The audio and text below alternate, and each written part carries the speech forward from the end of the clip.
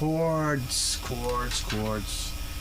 Remember that book I told you guys? The Jonas Hardberg chord book? You know, I didn't learn from a bass guitar teacher. I learned from a jazz guitar teacher who played left-handed, smoked the pipe, and played an old L5, which his son has and restored. He was lefty, so the guitar was reset up for lefty, but now it's back to righty, from what I'm to understand. Everybody knows who I'm talking about. Everybody from the neighborhood. So, everything I learned was walking bass lines. Every song, songs that we grew up with as 1-5, I had to, at any time he said, was to walk the bass line, which means I had to learn chord spellings. So, singularly,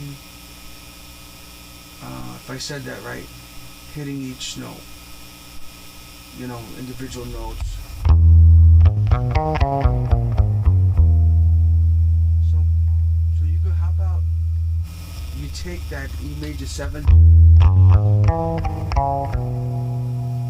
flat 5, and what happens if you turn it into a chord?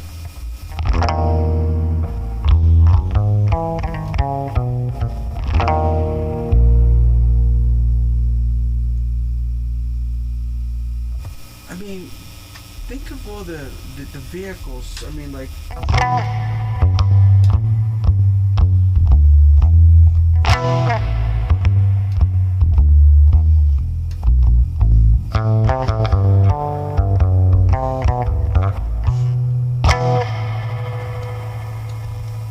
you know, imagine that, like, you're playing with a little 3-piece band and you want to get a little excitement, and you know, you want to just add some type of flavor. So learn chords.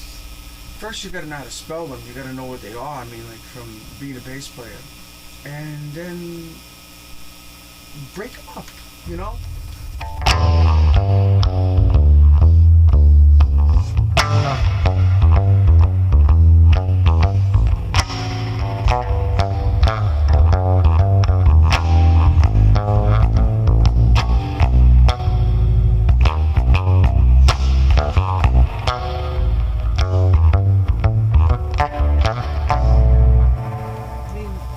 What's so hard about that? And what's so wrong about that? Maybe the purists don't like it? Well, too bad. You know, this is an improvising world, right? It changes every minute. Every breath of air we breathe is different. Our heart beats different each time, you know. Every time you get intimate or something like that, I mean, it's different all the time. So anyway, that's my 2 cents today.